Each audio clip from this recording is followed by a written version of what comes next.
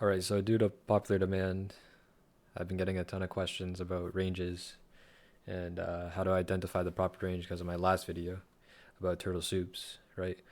Because a range high and range low is needed in order to soup one side and target the other side, right? So I'll be going over how to properly identify range and why ranges are important uh, in the market. But before we get into that, I had a ton of people asking me if I had a Discord or not, and at the time I didn't, but recently I just created a one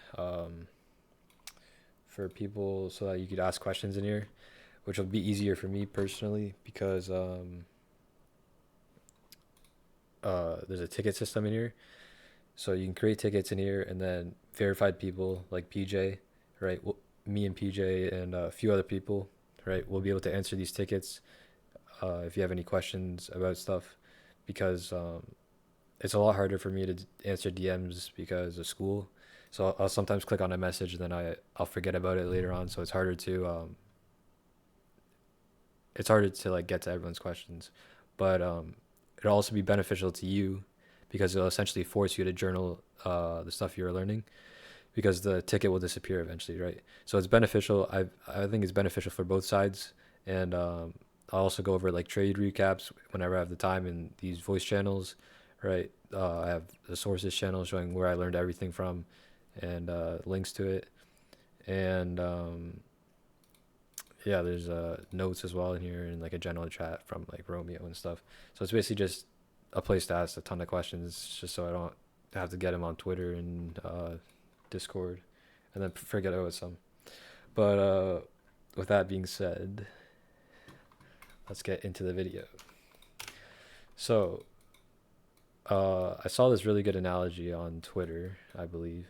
I forget where, but um, I think this is a good analogy of why ranges are important, right?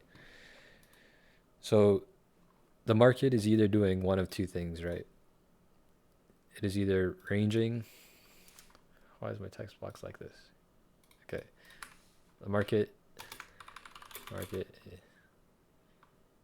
is either one, ranging, or two, expanding, right? So obviously we want to be catching these expansions, right? But you have to be able to identify the ranges in order to catch these expansions, right? So uh, here would be your range, right? Your range, your consolidation or accumulation, right? And the point of a range or consolidation, right, is to generate interest on both sides of the market and engineer liquidity, right, at highs and lows, which will be used later on for power three, right? So as they're ranging here, dumb money is involved, right? Setting orders on the highs and the lows, right? Willing or unwilling liquidity. For then smart money to sweep a range high or low, and then power of three in the opposite direction, right? So this is a pretty easy way to visualize it, right? Dumb money trades as range. Smart money sweeps one side of the range, pairs their orders, and then expands, right? So you have to be able to identify this range so that you can catch the expansion, okay? Um, so that's why you have to be able to identify, right? You have to profile the market if we are expanding or ranging, okay? Uh, so what? Why are ranges important, right? Every range will lead to an expansion, okay? So if you can catch this range, and then you have your time, right? Open high, low close, open low, high close, right? You have your range, time, right? This is the easy part. You identify the manipulation against order flow. So if we're bullish, right, below the lows, smart money pairs their orders here, and then turtle soups this into a key level, and then targets the higher time frame draw, right? So if we're in a bullish scenario, you target this higher time frame draw to the upside, bearish, right, vice versa. Okay. But this is just a pretty good way to visualize it, right? Especially if you don't really know much about it. But it should be pretty simple and easy to understand. But now I'll get into how to identify ranges.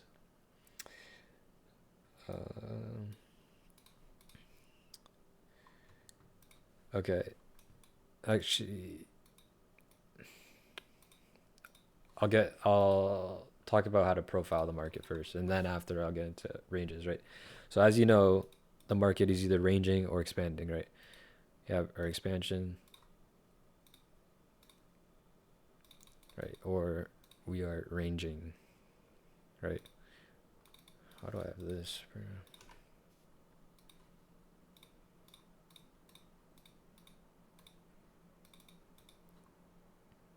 Right. So in the trending versus ranging, right? You have to be able to identify if we're trending or ranging, right? So if you try and find a range like this in an expansion, and you short the range, thinking this is the range high, and you short this, you're gonna get wrecked, right? It's just gonna continue to go up, which is what a lot of people do. Okay, so you have to be able to identify if we're trending or expanding, or ranging or consolidating, right? So a good way to know if we're trending, right, is to understand order flow. Okay, so if we're trending bullish, I'll just copy and paste this because I'm not going to type this all. If we're trending bullish, right, we're breaking highs, rejecting lows, higher lows, respecting bullish PDAs, disrespecting bearish PDAs, right? You should know most of this if you watch my other video, I think, right? It's pretty straightforward, but we're respecting like bullish FEGs in this example, right? Probably inversing bearish FEGs here, most likely, and then we're breaking highs, right? We're expanding above the highs, okay, right? And then if there's a low here, right, a short-term low or something, and we reject it, right, that'd be rejecting lows, right? So that's a trending market or an expanding market, right?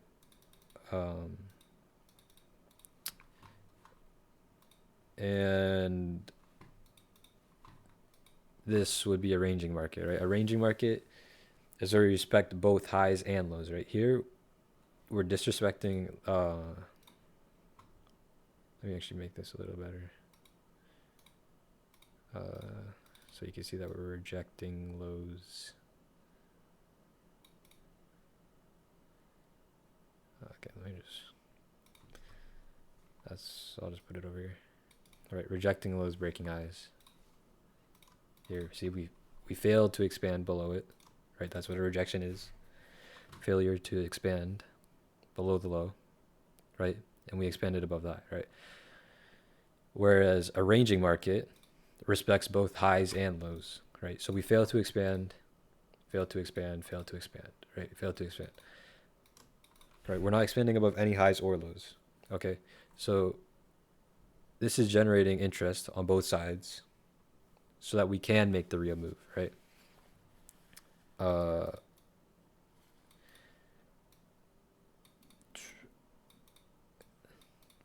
Okay, right. So we're respecting both highs and lows, unwilling to break out above highs or lows, right? And stays inside of this range, right? So how do you know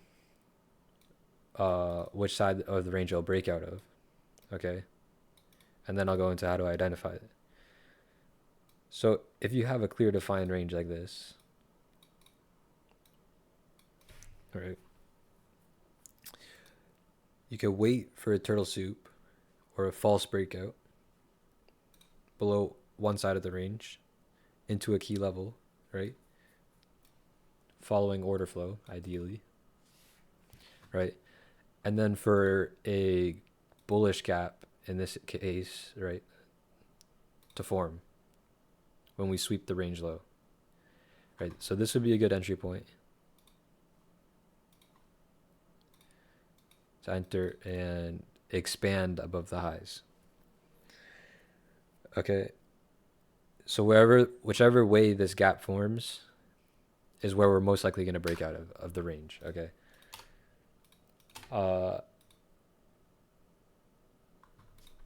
And I'll actually, now that you know the arranging, where it's trending, right? Pretty straightforward stuff still. Should be pretty simple. I'll go into rules of the ranges first, actually, and then I'll go into how to identify them. So rules of a range, right? When you have your range, I'll just copy and paste this as well.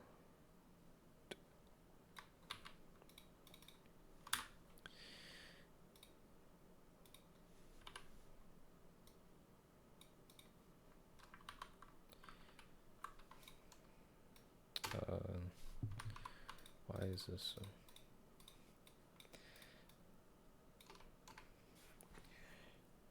Never. Okay. I'm just gonna paste all this in here.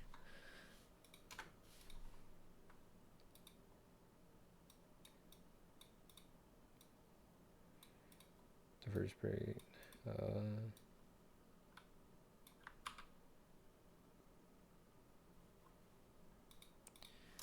Okay, so a lot of points. And then I'll also just paste.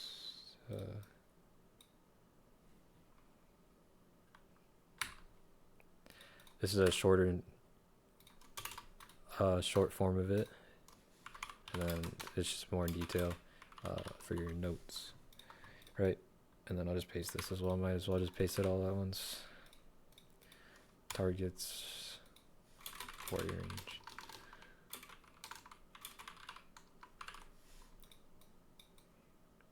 All right. So this is just a summarized version of it. But when you have your range,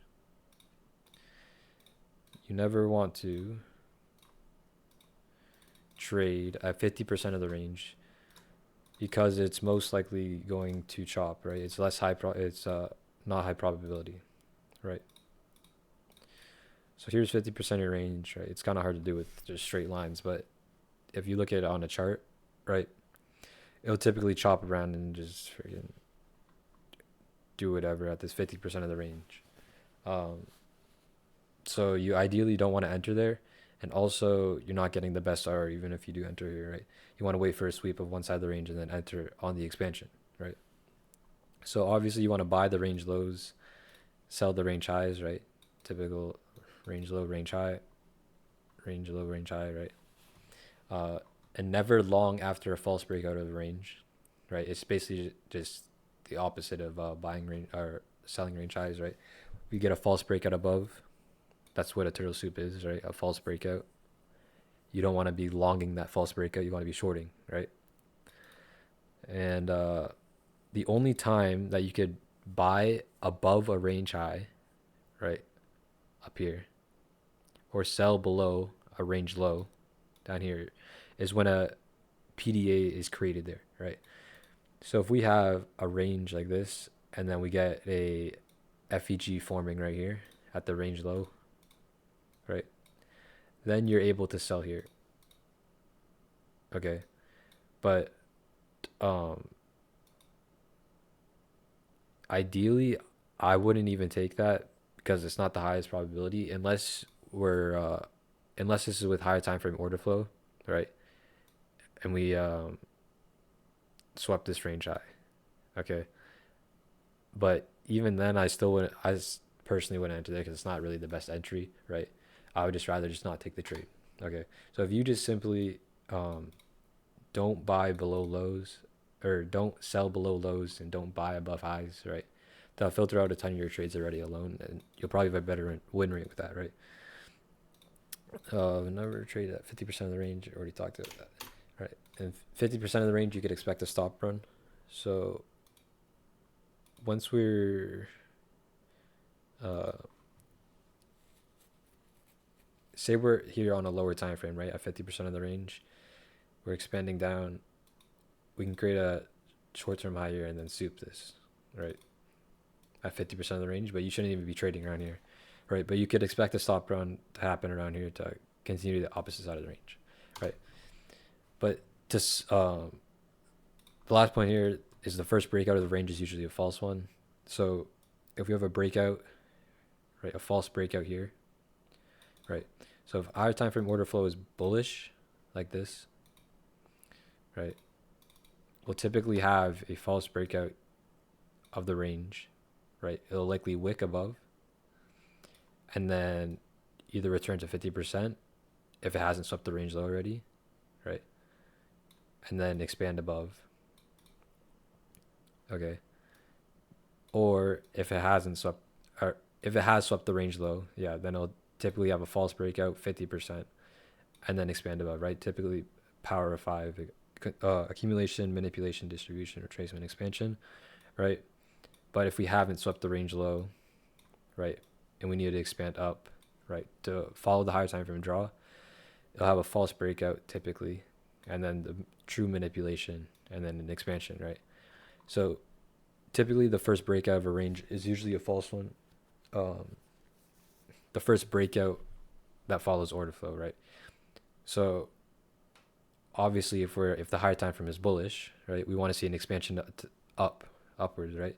So if we get a sweep of this range high, okay, that's usually going to be a fake breakout.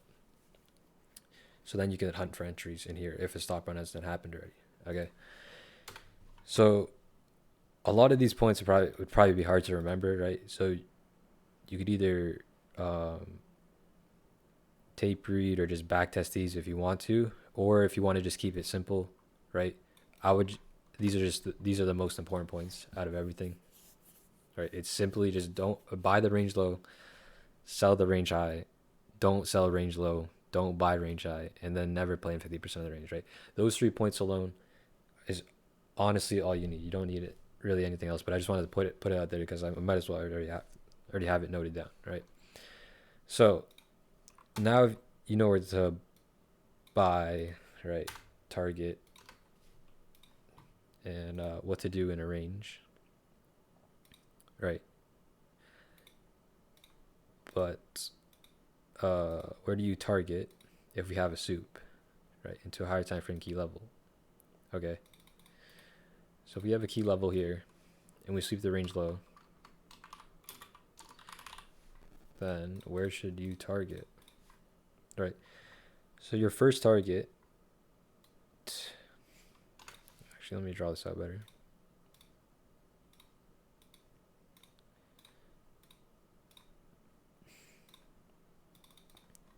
Okay, so your first target is going to be the high or low that purged the high or low of the range, right?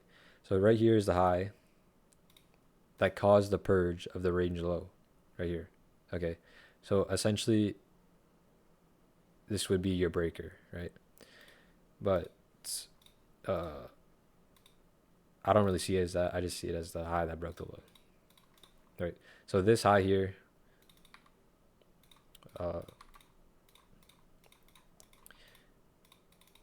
this high was the high that caused the purge here, right? So that would be your first target, which is almost guaranteed. If we sweep this range low, this high should basically be guaranteed. Okay, this is kind of a bad illustration because of how small it is. But the high that broke the low or purged the low, right, would be your target number 1, or the low that purged the high would be your target number 1 in a bearish scenario, right? And your target number 2 would be 50% of your range, right? So if you had this range here, range high, range low, range high, swept the range low, you target the high that broke the low, 50% of the range, right? And then the opposing side of the range, right here. Okay. And then you could leave runners for a breakout of the range. Okay. So if we're expanding, right here, and we have an expansion, consolidation, and then potentially another expansion, right? So this would be your continuation turtle soup, right? So you could leave runners to target a higher time frame draw, like up higher. But these are three places you should always take partials at least. For sure, the range high. I would always do the range high, but the high that broke the low, right? I would set your stop to break even probably here, in my opinion. If you're entering down here, right, then your trade still has a lot of room to breathe. I would set it to break even here. I wouldn't take partials because that's not a very good risk to reward ratio. And if you have equal highs like this and you're with order flow, you tap into a key level, right? The opposite side of the range should basically be guaranteed. Okay. So if you're trading against order flow, right? So say we're in a bearish example here, right? You shouldn't even be trading against order flow, first of all. But if you are, okay, then I would for sure take profit here at the high that broke the low, because this is a good turtle soup candidate, right? The high that broke the low is a good for soups, and the low that broke the high is good for soups, right? Especially because we're in bearish order flow, right? You want to be selling the pops above the highs, okay? So for bearish here, right, and we soup the range, or we take out the range low, right? You for sure want to take profits, partials here at the high that broke the low and the 50%, right? And then the range high, if it hasn't got swept already, right, it could potentially get hit. But oftentimes it'll like will have like chop above, right? And people won't see this, and they'll think we're going to the high. They'll still think we're going for this high, right? Because they think range low, range high. But if it's against order flow, I wouldn't try targeting the range high, right? I would just target here or in the 50%, for sure, and then have your stop at break even. Right? If I wouldn't even do that in the first place, I would just trade with order flow because you can catch the large expansions, right? But if you are in this and you see this on the higher time frame, you can catch a lower time frame expansion to these levels, right? So those are the rules for the ranges, right? And then I'll go in how do I identify them now, because I feel like that's the most asked question. Let me just find this explanation.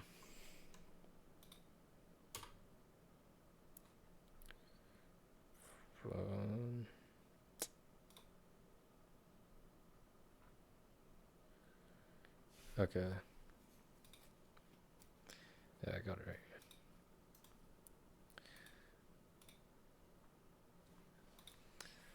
So this is one of the longs I took. Right. From a range low, key level, range high. Okay. But a ton of people were asking me, why did I pick this specific range? Right. And I had the same question too, right?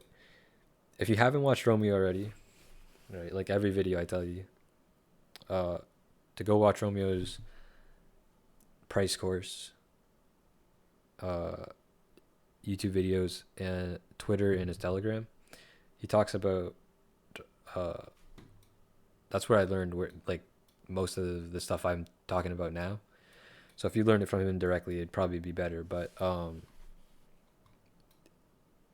what was I gonna say?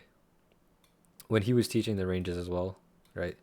I had no idea what he was talking about, and I didn't understand how to identify range either. Okay, but a lot of it comes with trial and error, and you'll just get better at identifying ranges over time. But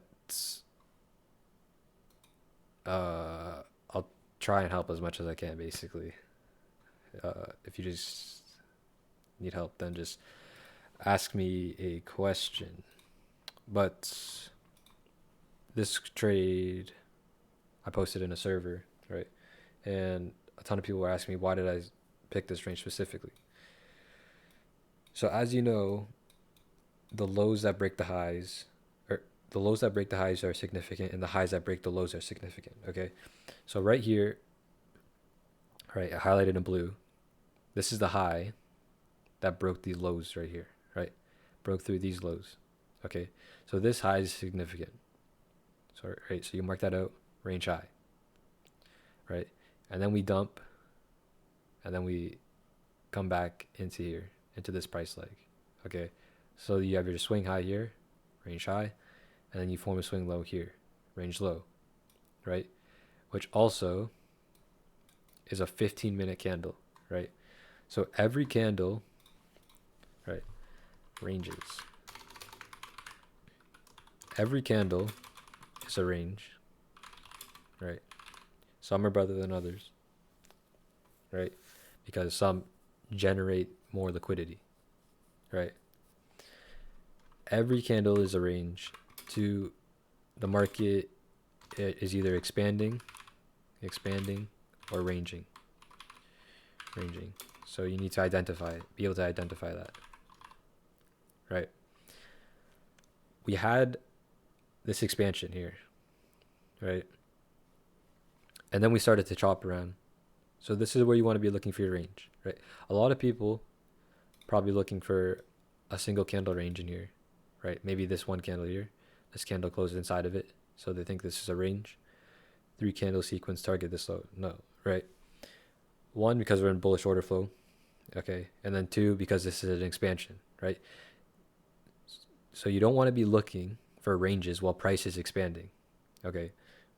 You want to be looking for ranges when price is ranging, okay? It sounds pretty simple, but it's comes with time, though, being able to spot it, okay?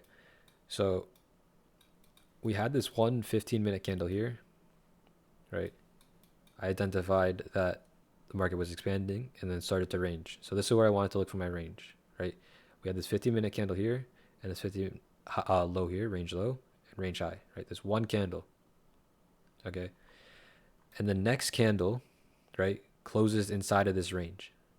Okay, so this is our range, and this next candle doesn't take the high or the low, right? It just chops around, right? A doji candle. So we're generating interest on both sides of this range now, okay? And this third candle also fails to take out the high or low, okay? So we're still ranging inside of this candle, right? So this is a screenshot I took of when I identified the range, right? So where did it go? Right, so at this point, we had an expanding market. Now we're in a ranging market, which is where you want to look for your range, right? And we had these 3 candles, and 2 of them closed inside without failing to take the high or failing to take the low, right? And this range high was also a high that broke the low, right? So it's significant, right? So at this point, I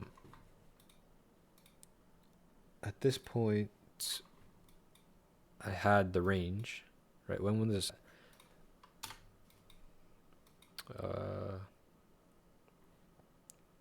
March 21st at 12, at 11 a.m.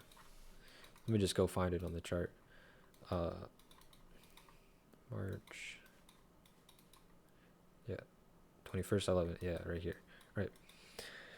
So a lot of people were asking me, right?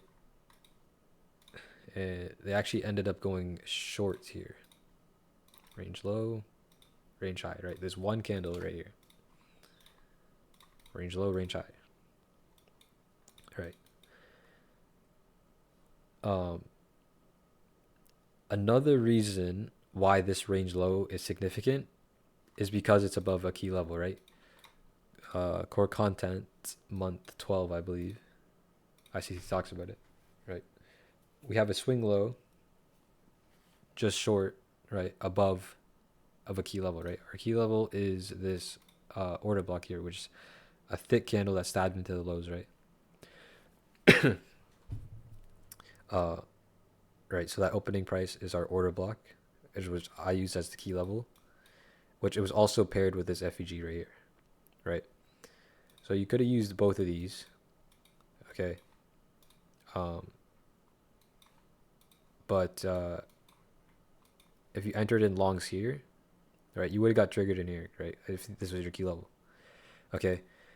So why didn't this go to the range high? Okay, there's plenty of reasons for this, right? First of all, we only get wicks into these lows, right? When you see a change in state of delivery, right, you want to see for your order block, right? You want to see a thick candle into the lows, like right here, which is what we get. Okay, we get a thick candle into the lows, into our key level, right? And then the change in state of delivery, boom, order block right there. You can long there as well, right? Whereas here we only get wicks, right? So these weren't places where I was looking for longs, right? Because it hasn't hit my key level, right?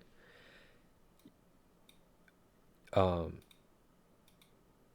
like let's just say I was using this 15-minute FEG, right? And I didn't see this order block. Okay. If you entered in here, right? Look what it leaves behind. It leaves a long wick, okay? And as you know, long wicks are inefficient price delivery and they like to get filled, okay? So if I saw this at this point and I was already in longs off that off the range low, then I would consider taking profits at the low that broke the high, or the high that broke the low, I mean, right here, this high, and then at 50% of the range because of this long wick below, right? So since this there's this long wick here, right? I wouldn't feel comfortable longing with that below us, right? So I just take profit here and here. That's if you entered off this 15-minute FEG, right? If you entered off this order block, right, all of it would have been avoided. You just wait for the key level to be hit. That's it, right? Which plays out very nicely. Which is where I entered off this change in state of delivery. But either way, you're buying at the range though, right? Even if you're here, entering off this FEG, your stop should be below this the FEG candle, which would be right here, right? So your stop should allow for another sweep of the low anyways. So you would have been fine. But if you, I know a lot of people like to catch the very bottom, right? They don't like when a low gets swept again, right? But that's the reasoning behind it, right? Because of this long wick, right? We hit 50% of the range, and we have this long wick below, right? So this should get filled in, okay? And then if you use the correct key level, right, the order block, then with a violent candle into it, then you would have gotten in down here, right? And also,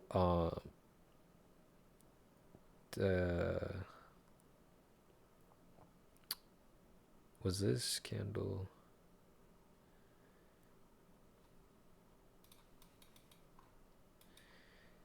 Yeah, this candle was in this candle was an open low high close, right? 2. So this would have been a good long entry, but at this point at 11 o'clock, right, the new 15-minute candle,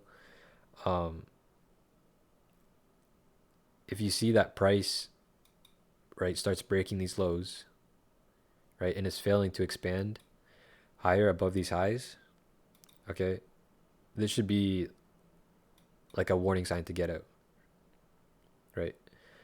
Or at least have your stop at break even, okay? because a new 15-minute candle power three is likely going to happen, right? If you're not in a trader here and you saw this, right? This is what I saw, right? This is a perfect entry. 15-minute candle, open, low, turtle soup, high, close. Okay. But if you're in at these lows already, I would have had your stop at break even, then just potentially re-enter, because then we could have potentially just, right, if you are on the wrong side of the market, we could just like absolutely dump, right? So I would have just had your stop at break even and then just re-enter here if you saw this change in state of delivery. But right, if you just use the correct key level, this would have filtered out the trades. But either way, you're still buying below the range low, which is what you want to be doing, right? And then you target the opposite side of the range, which would be the range high here. Okay. So this was a pretty good range, which a ton of people had questions about, but it was just simply one candle, right? One candle. The high was significant because it was the high that broke the low, and then the low was significant because it's a low above a key level, right? So that was a pretty simple range. I'll go into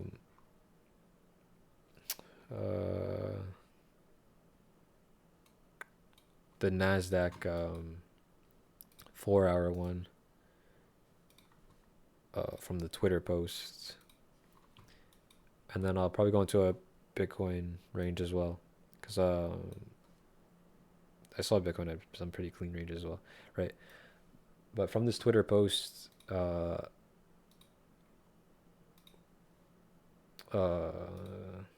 there's a range low, range high, right, which allowed me to catch the weekly expansion. We had this range right here, right, on the higher time frame.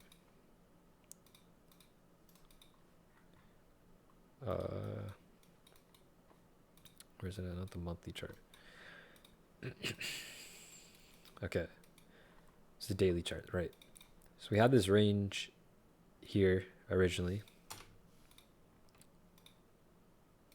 right, and then it ended up moving to this range, right? So I'll start off with this range. I'll mark it in red so it's easier to see, but it would actually be this one weekly candle, right? So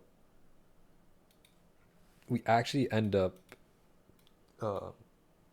sweeping the range high here, right? If you use this one weekly candle as your range, we end up sweeping this high and dumping off of it, right? But I wouldn't enter off that, right? Because in real time, there's no way to, well, I mean, this is not a range yet in real time, right? In hindsight, it's easy, yeah. But in real time, a range isn't established yet, right? So we have this one weekly candle right here, right? Every candle is a range, right? And then we take out this high here and dump, okay? So then this would be your range high now, okay? Because we already took out this range high, right? So this swing high, this major swing high and major swing low, right, would be your range, right? Accumulation range. It's an accumulation, right? It's pretty basic, okay? A lot of people, I think, are overcomplicating it, right? Because they think it has to perfectly fit this one candle, right? No, it doesn't have to perfectly fit like one candle. Although it's just nicer if it does, really.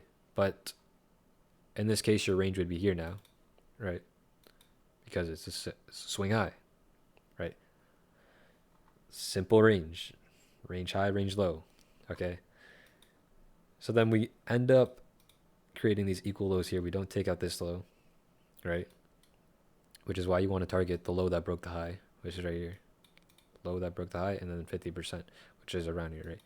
Which is why you want to target these, okay? So we ended up chopping around, right? Forming this range, right? And then at this point, we stab into the range high, dump off of it.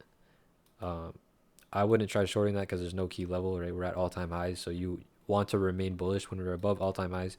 you want to remain bullish until proven otherwise, right?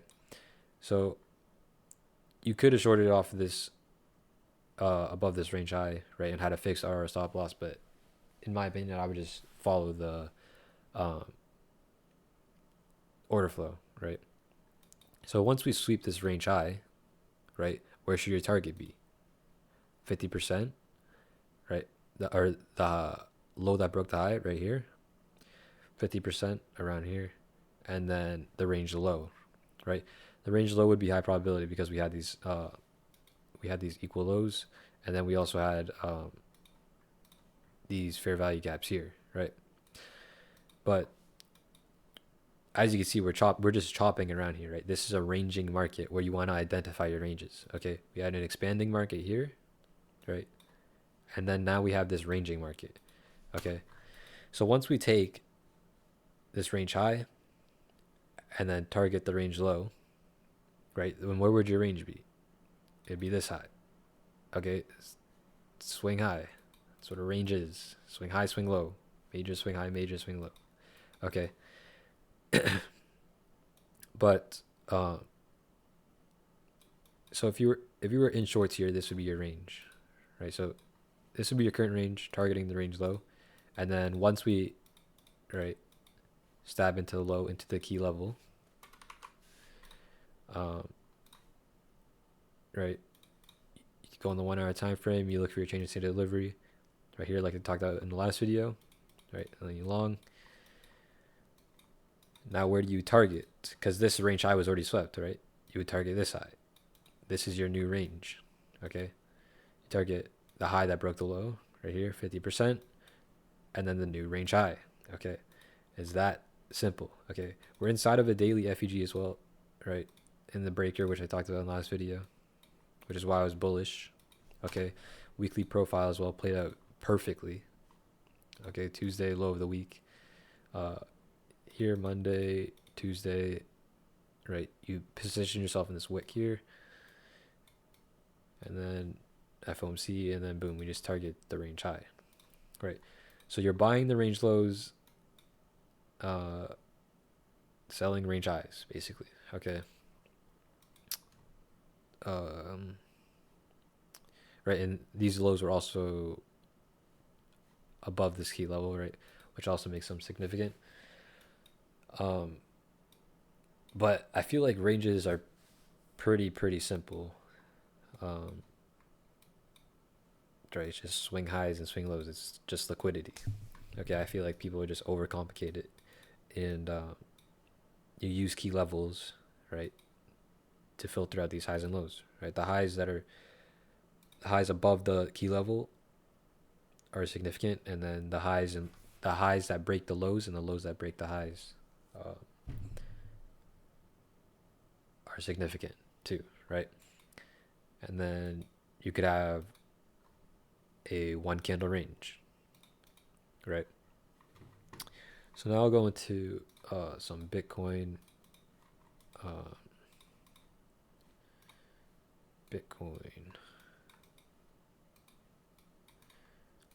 longs.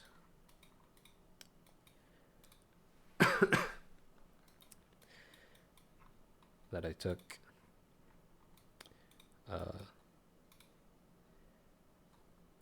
Which range did I use? It was this candle right here. Right. I feel like this is a pretty clean example of a 1 candle range, right?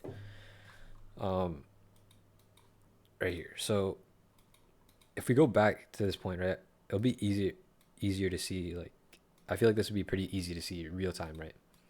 So we have this candle, 1 candle right here, right? This next candle closes inside of it, fails to take the higher low. Next candle closes inside of it, fails to take the higher low, right? And then this candle does as well, right? So we have 3 candles. So 4 weeks. We've been ranging inside of this 1 candle for 4 weeks, right? Generating interest at the highs and generating interest at the lows, right? Which also happens to be a weekly FEG right here, right? As your key level to buy, okay? Which is also a two day FEG, I believe. a perfect 2-day FEG as well, right, at the range low. Okay, so you have your range identified here, right? This one candle. Okay, but you want to be looking for longs, obviously, because we're in bullish order flow, right? So you have your weekly FEG and your key level below here. So what happens up here doesn't really matter. You could try and short it, but it wouldn't be ideal, right? You wouldn't catch the bulk of the move, the expansion, right? Which is what most people probably want to catch. So we get a sweep of this range high, right? But look where it sweeps, right?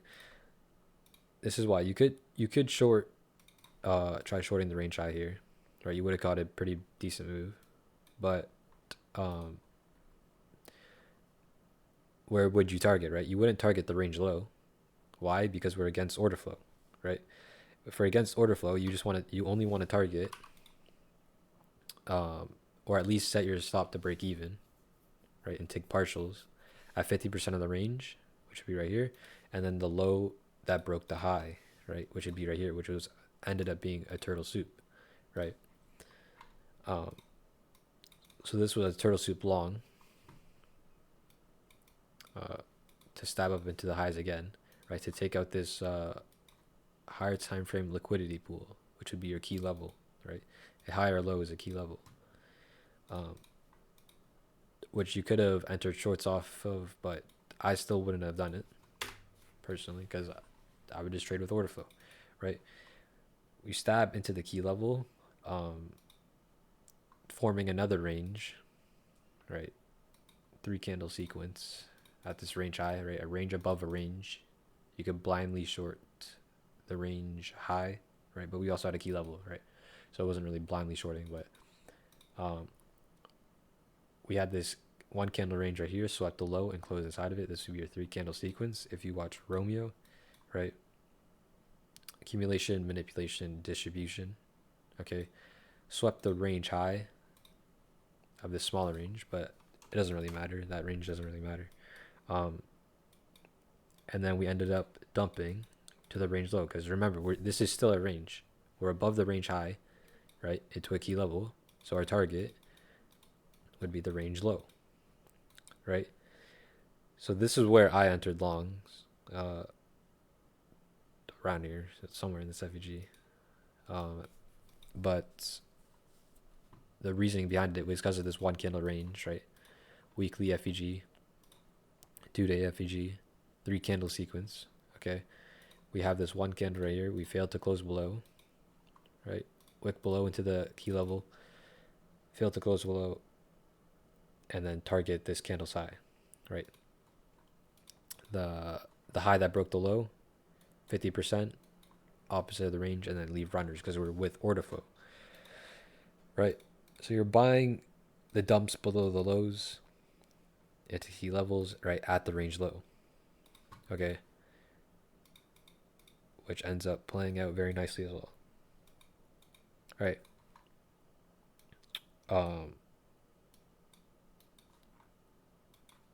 But if you're you honestly didn't even need this specific range, right? This 1 weekly candle, because you could have just used the key level, right? All these you could basically use on their own, right? If you only use the range, you only bought the range low, right? Put your stop below an intermediate term low, targeted the range high, right? That in itself is a model, but not the highest probability, right? You would have got in on the turtle soup, right? If you only entered off this low, like instead, right? Right, you had this low marked out and the key level, right? The key level is the important part then you still would have gotten in on the same turtle soup, right? So just combining them and actually being able to know the right range, right, with the key level just makes it even better, okay? But as long as you're buying inside of this weekly FEG, right, it's pretty straightforward. Range low, range high, right? So then we sweep this range high. Then your range high would go to here, right? This would be your range, range low, range high, right? It's just liquidity, like it's pretty straightforward. I don't really know how much more I could talk about it. I forgot what I was gonna say, but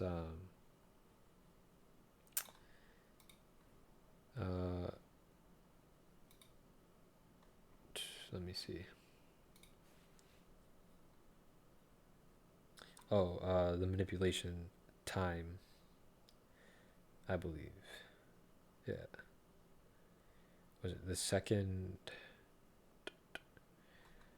week of January? Let me just use the quarter. January to,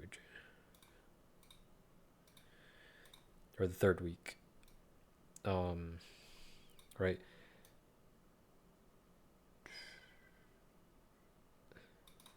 I'm just using this GAN box, right, to make it easier. But if you divide it, the weekly candle, or I mean the monthly candle, I mean it's off because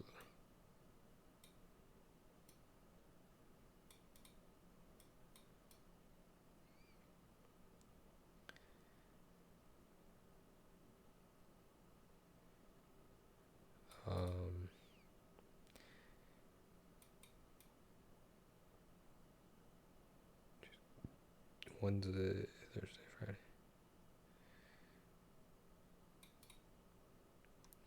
If you divide the monthly candle into 4, right, you would get your weeks, which would be use your open, high, low, close, right? Implementation of time on top of these ranges, right? So if you combine ranges, time, and key levels, right, you'll be able to filter out a ton of trades. Okay, a ton of people also ask, like, if there's multiple taps into the range low, right, how do you know when to buy, right? You filter it out using a key level, and you filter it out using time. Okay, so say Bitcoin had done this instead, right? Week 2, actually it's not really a good example because week 2 is ideal for turtle soups, right? But say week 1 had right here, right, had gone to this low instead, right? Just barely stabbed into the low, and then this high, and then down to here again, right? And then expanding up, right? A lot of people would probably be wondering, why wasn't this the soup? Okay, one was because of time, right? The first week is usually accumulation. Second week is your manipulation, typically, or your third week, right? Which are ideal for turtle soups, which I'll pull up the graphic right now. Right from Romeo. Week 1, spend time with family. Week 2, look for a key level. Week 3, look for a key level. And then week 4, go for a walk in the park, right? So during week 2 to 3 of the month, right, you can do this with any candle. It doesn't need to be only the monthly chart, right? Because all this is simply just power of 3, right? Everything relates back to power of 3. Ranges, power of 3, right? Every candle is a range. Every candle is a power of 3, right? So as long as you could spot, right, the power of 3, aka the range, and then the manipulation, right, then the expansion is easy. Okay, so here we get right, say we had taken this low in the first week, right? Time wouldn't align for it to be a soup, right? And also our key level hasn't been hit, right? A ton of people will see me mark out a range, right? It'll tap into this range low multiple times maybe, and people will be like, why didn't you pick that soup? It's simply because of a key level, right? This key level, this 2-day key level, right, or any chart, right? If you just have a key level down here, right, this is where you're entering off of, right? You're not entering off of the range low, even though you can, right? It's not the highest probability, but You're entering off the key level being hit, right? Not the range low. All you're looking to do, right, with the range, all you're looking to do is buy below here. That's it. This is where you hunt for entries, right? Down here. But how do you know where? The key level, okay? The key level is how you know where to buy, right? This range low is just telling you buy below here, okay? So even if we had multiple taps here, right? We didn't hit the key level right yet, right? So you wouldn't be buying. If it goes, it goes. Okay, you missed the trade. Who cares, right? But you filter it out using your key level, okay? And then you could put time on top of that, right? When we're manipulating, when we should be, into the key level at the range low, right? Then that's a good buy. You target the range high, right? So all this is basically just, it's pretty simple, in my opinion. Just range low, range high, liquidity, right? When you learn the very basics, I feel like a lot of people would just forget about it. Uh, Manipulation times into key levels, right? Is the market ranging, expanding, or ranging, right? We were expanding here, so you look for your range here when we're ranging, right? Not when we're expanding. You don't look for a range here, right? People probably would think this is a 3 candle sequence. Oh, we should target range low, or this candle low down here, right? No, because we're that's against order flow, first of all, and second of all, price is expanding, right? So it sounds simple, but I'm not sure why a lot of people get it confused, right? You look for a range in a ranging market.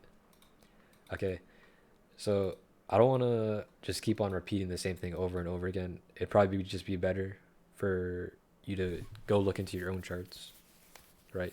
Rinse and repeat. Try and find ranges, fail, learn from them, right? A lot of the stuff you'll learn is from personal testing and your own charts. Okay, that's where most of it clicks for me, right? Uh, I didn't learn any new information from the Romeo course, right? Uh,